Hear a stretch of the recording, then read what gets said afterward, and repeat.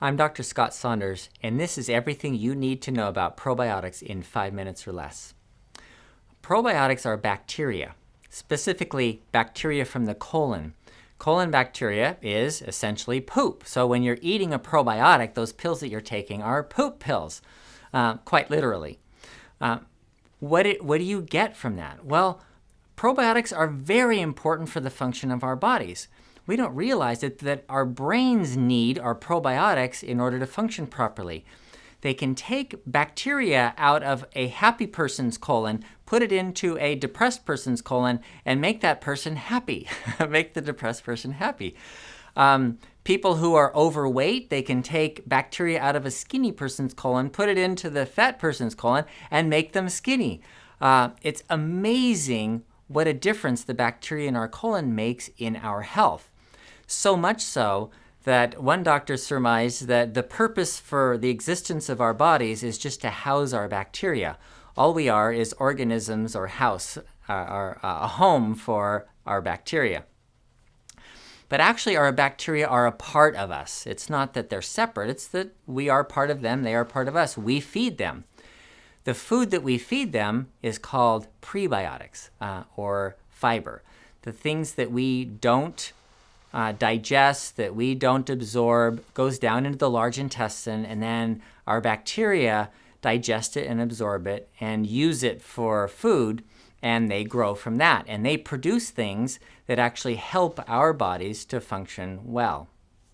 So what are the good kinds of things we should do to feed the good bacteria? Because in everybody, there's bacteria, there's different kinds of bacteria. And this is really interesting. A dog, how the dog sniffs your butt, right? The dog can smell the dog doesn't smell poop. The dog smells every little bacteria you have, so that the dog can recognize you even 10 years later when they haven't seen you in a long time. They go, hey, I recognize that smell. That pattern is characteristic of this person. They can recognize you by the smell based on the bacteria that you have in your intestines. We have sort of a fingerprint of bacteria. We don't change over time. The bacteria we have that we keep with us, we got when we were babies coming out of our mother's womb. And we first got exposed to bacteria, and that's when it started, and it continues on throughout life. So there are other kinds of bacteria, though, that we need to function well and to digest food. If you think about it, over the many generations, throughout history, human beings have lived with a ton of bacteria. You know, that peas porridge in the pot 9 days old had a whole bunch of bacteria in it. And if you were eating kimchi or any fermented food like natto and miso and yogurt contained a whole lot of bacteria. Cheese contained a whole lot of bacteria. Well, now we pasteurize everything. Even when you buy yogurt with active cultures, it's pasteurized so that it has high shelf life.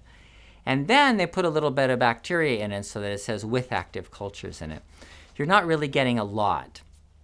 So why don't we get probiotics these days? Well, because we bottle everything and can it and freeze it and irradiate it and heat it, pasteurize it, all the things that we do to make our food safe from bad bacteria also makes us safe or avoid good bacteria.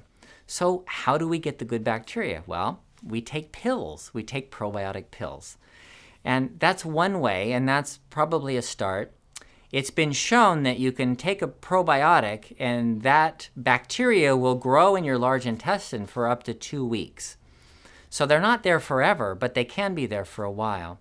So if you took a probiotic like a high dose once a week, that might work for you. I have one person who has intestinal problems, and he finds he needs to take a high-dose probiotic twice a week in order to keep his irritable bowel syndrome improved.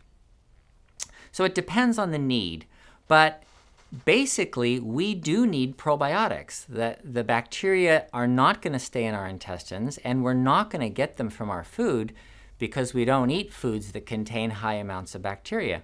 So I do recommend taking a probiotic, but also there's one other thing, and that's that you feed the good bacteria with good prebiotics, and that is eating things high in fiber, especially soluble fiber, meaning fruit and vegetables, nuts and seeds, and whole grains, and that will give the good bacteria enough food to grow on and won't allow the bad bacteria to take over. This is everything you need to know about probiotics in 5 minutes or less.